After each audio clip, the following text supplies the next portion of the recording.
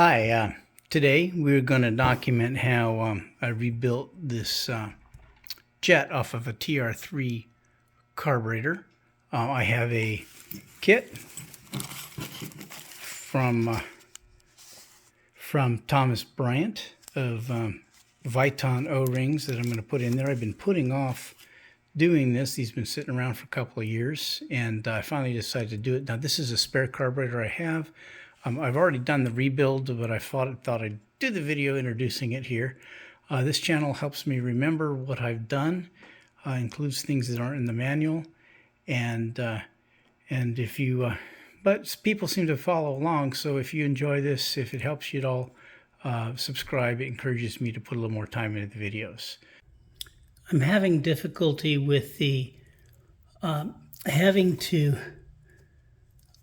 when I'm choking the car, I'm having to pull down the last little bit, this last little, see that last little bit. If I don't pull down that last little bit when I'm choking, the car will not start. Hear the click?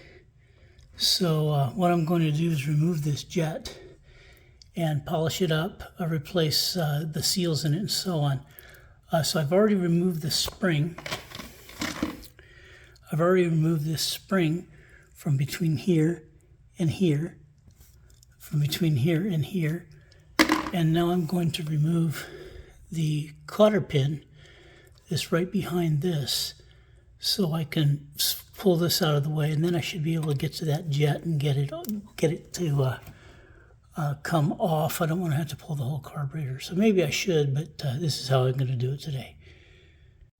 Now, I purchased my O-rings from Tom Bryant, who is on the Triumph Experience forum, and his website is thomasbryant@wordpress.com, and in his FAQ section, he has a question about the O-rings. Do you sell O-rings for the H-type carburetor jet seals? And he offers a kit for $8 that you can mail, check to PayPal, and so on, which is what I did.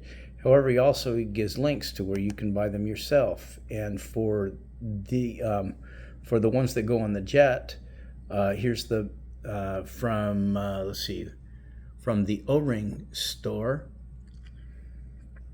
There is the their SKU number and pricing, and there's the model and dimensions on that O-ring. For the other O-ring, he's kind enough to provide the model number, the SKU number there for the larger O-ring that goes on the bottom of the jet, and here are the actual dimensions for that O-ring. So nice of Tom to do that. If you look at his website as a whole, he also has a whole section on how to rebuild the carbs. He also has a carburetor rebuild service. I don't know Tom other than this, but he does rebuild carburetors, and hey, check him out. Again, I don't know him, but he's got a good price.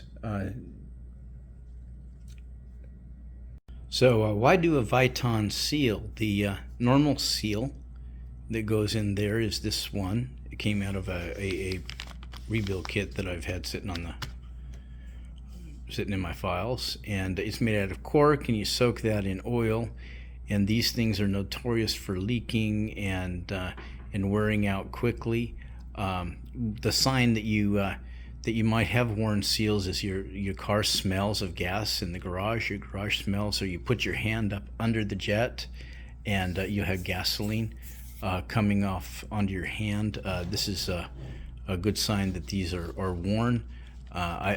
Some people just use regular O-rings, which we pulled off of mine, which I had replaced a long time ago, or somebody did. Anyway, I thought I'd give the Viton seals a try. Okay, now that I have that disconnected and this one disconnected, I'm going to go ahead and unscrew right here, unscrew the jet. I used a small crescent to get it started, and then it's just unscrewing by hand now. So there we go. See if I get it all. There's the needle.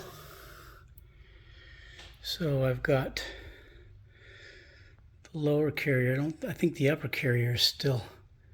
No, I guess that's the upper carrier. I'll have to wait and see. There's the washer. So there it is. So a word of caution. This spring was bound, or this spring was bound on the on here and the on the shaft, the jet, and the and these pieces were originally on here, and the upper bearing, when that spring let loose, this upper bearing and these two pieces shot clean across my shop and over there by the sink. So so be careful when you take this out that you don't end up shooting that piece clean across your shop and lose them. And fortunately, I found the washer as well. It had separated from the upper bearing. So we're going to take the washer off, the upper bearing off, the O-ring somebody else had put on there. I think that's a cork seal for. Take the O-ring carrier off, the spring off. Now we're going to pull the jet out, and let's just take a look at the jet and see.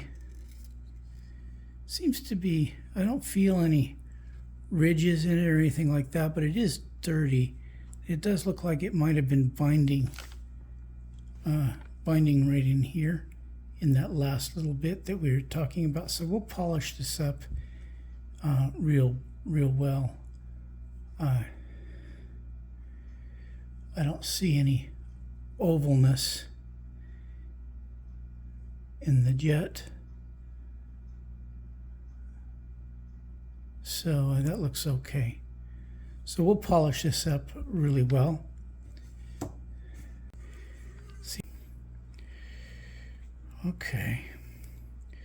So there's the nut. There's the top bearing surface.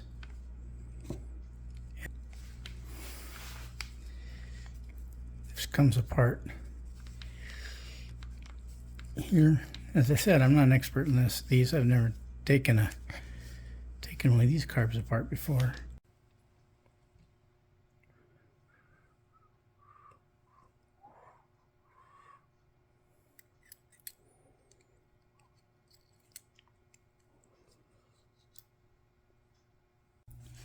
Okay, we're going to polish this up, and we're going to use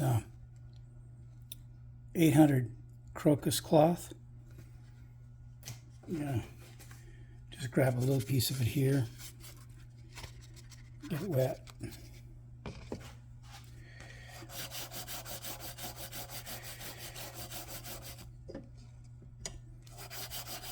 Crocus cloth is used to polish metal.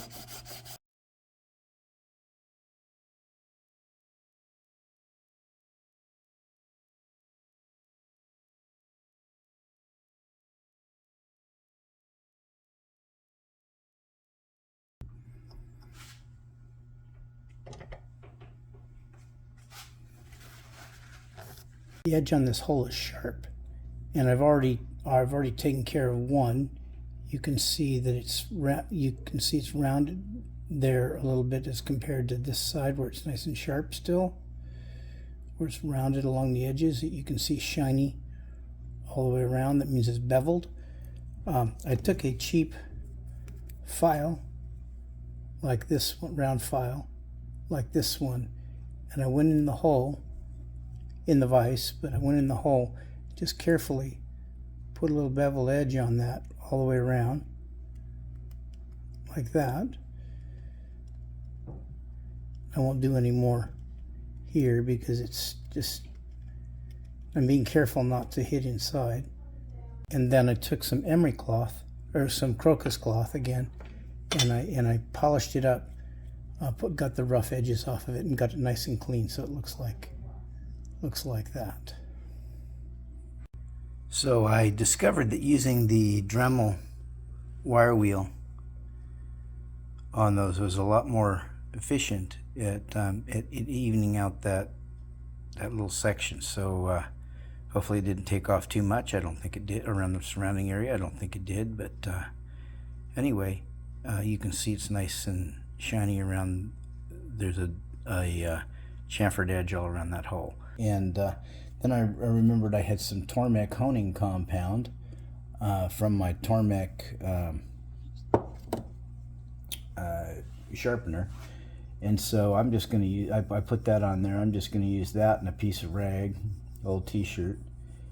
And I know some people, you know, they use a drill press to do this. This should be just fine, I think.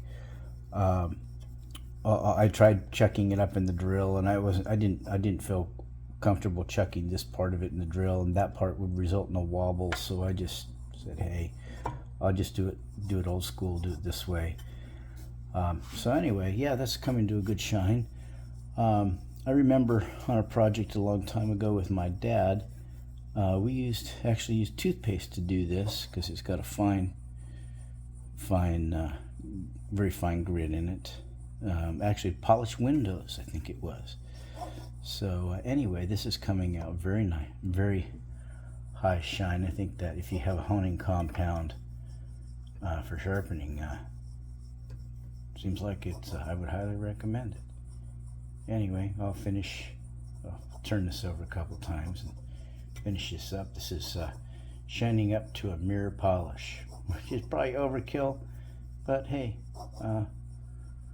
what the heck, it's a rainy day just before Thanksgiving, and I got other things I need to be doing, but this is just more fun. Oh, look at that shine. The final shine on there, I'm happy with that. And you can see the bevel on that around the hole there.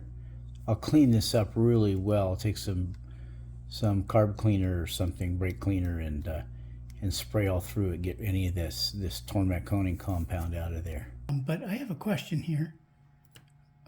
It seems to me that there's a ridge on here because it sticks.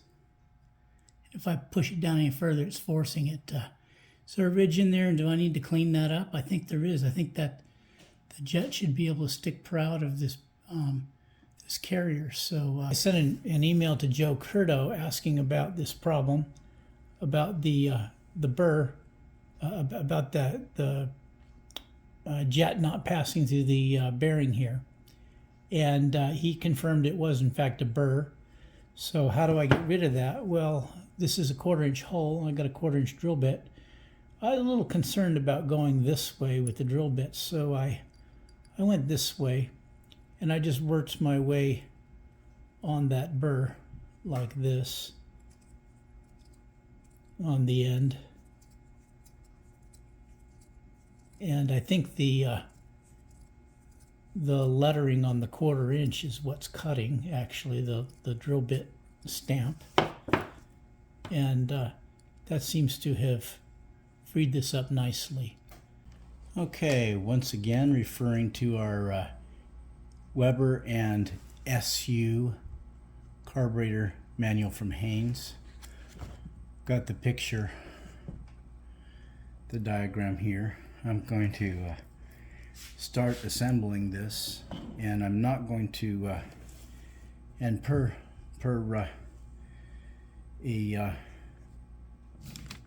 some guidance that I saw in another from somebody else, I'm not going to put the spring in initially on the bottom. So we'll go ahead and we'll take the take this and oh, I haven't polished that up yet. I need to polish that up. So I'm just using a Dremel with a wire wheel on it, and you can see it shines up nicely. And here's a section where I haven't finished yet. There we go, that's better. Nice and shiny. So we'll take and slip that in. Slip that in there. Then looking at the diagram, we're going to skip the spring. I'm going to go ahead to the major nut. Then we're going to go to the aluminum seal ring. So something that's missing out of the diagram is we have this little tiny washer that goes right in there. Then we're going to get out of our package. Trying to pay attention to where the camera's pointed. Being careful not to cut the O-ring itself. Get this O-ring out of there.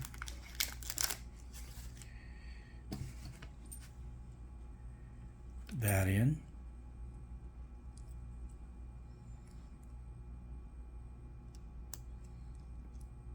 Okay. Now we're going to put the upper bearing in, or the lower bearing in. Okay, just took a call from my daughter, so I had to interrupt things. Now I'm going to go ahead and put this little cup retaining washer in with the cup facing up. And now we're ready. Ease of assembly. I'm going to put a little bit of 3-in-1 oil on there, just to make them go on a little easier. And my wife's calling. I'm going to have to get that. Okay. She's picking up pie crusts and things. So I'm going to go ahead and take one of these and work it on.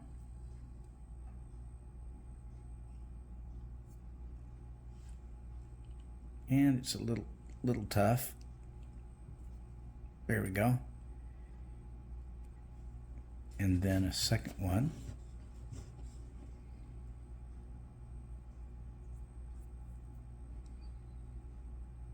And we'll work it on. But it slides nicely on there once it's on there. So now I have two. And next comes from the diagram here, comes the spring.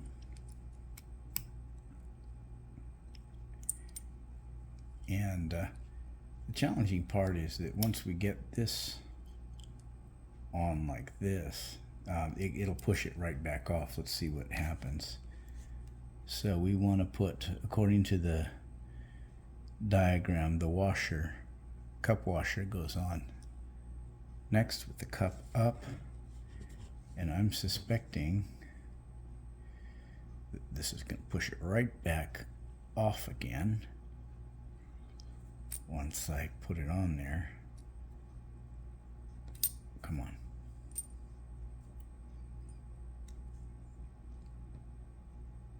Get that little booger on there.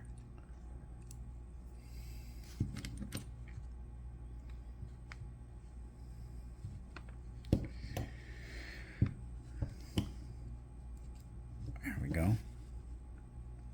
There's one.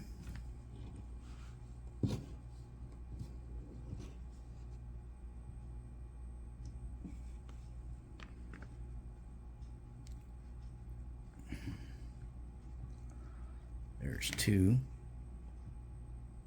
And it'll just barely stay on there. Then the upper bearing assembly goes on like that. And then there's a washer like this that goes on top. Now, if you don't have that washer, it may be stuck up inside your carburetor still. I had to carefully use a dental pick to reach up under and pull it out. So now I've got this assembly and those and it's moving quite freely. So I'm happy with that. I think I'll take a woodworking clamp and clamp that down just to hold it or something for a final assembly there, for sticking up into the carburetor. Not sure how I'll do that yet. So I remembered I had an old carburetor up in the back, and I stole one of these washers from it. So I'm going to go ahead and clean it up, disassemble this, and put it in. So I took the damper out, lifted up, got rid of the oil out of there. I'm centering the jet, and what I'm having to do is loosen it, wiggle this, get it to click like that, and then tighten it.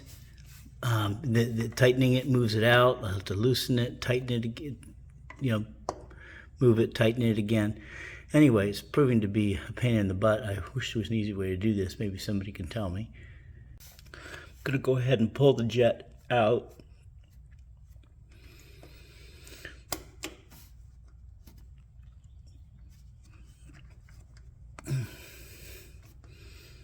Come on. So I'm going to go ahead and pull it out. Take this nut off. The other way. And put the spring back on.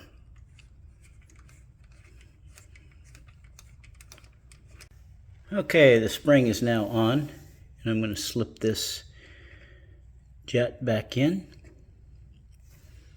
Just being careful, and it should just pop back into those O-rings. There's the first set of O-rings. There's the second. Okay, the jets continued to be hard to work up and down until I took them completely out, took it completely out, stuffed Vaseline up the hole, then put them back in, and now they work not easily. So, all right. The test is going to be, will this spring pull it back? So I'll reach down there, and it seems to be rather snappy. I'm happy with that. That seems to all be good.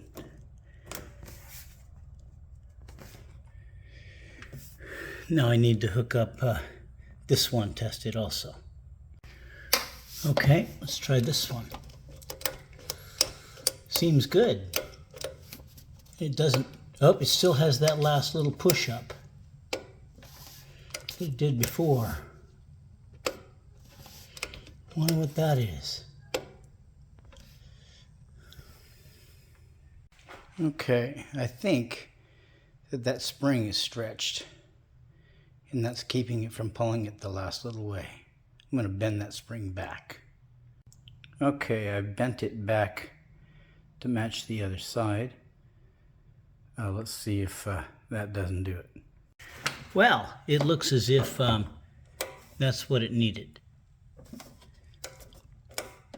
Now, we got a little bit there. I think it's that spring. That time it didn't. That time it didn't. That time it didn't. You've got a tiny little bit. I might replace that spring. Okay, I tightened this up just a little bit.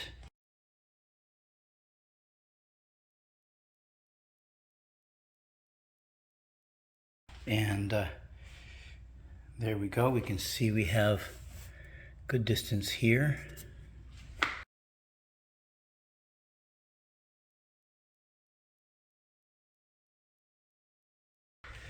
I'm going to go and pull our choke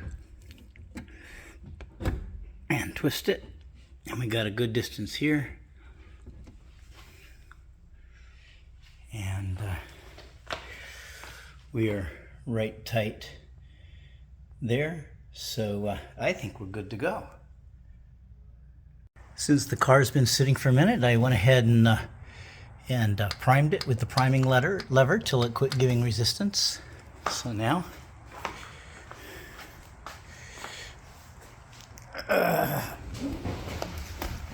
with the choke out nicely,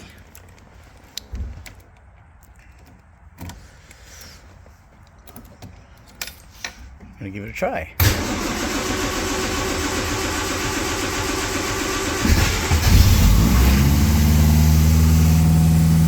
Oh, that's way too fast. That's a lot better starting than I've ever done on a cold. Yeah, I'm gonna have to adjust a lot of things now because that's a really fast idle. This channel is about things that aren't in the manual, and today I have I've rebuilt my jets, and I've put the Viton O-rings in them, and I've also adjusted my choke so it fully works.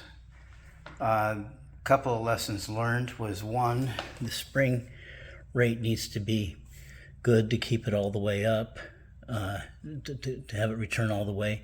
These didn't come all the way back until I packed it full of Vaseline, so maybe a little wear will go in, make it go in. For the choke adjustment, bring the sheath all the way back to here, and this goes on the outside like this, and we're still a two-handed choke, so there's a little problem there, but maybe it'll wear in and get nicer. Oh, the other trick is I put a piece of pipe fitting in the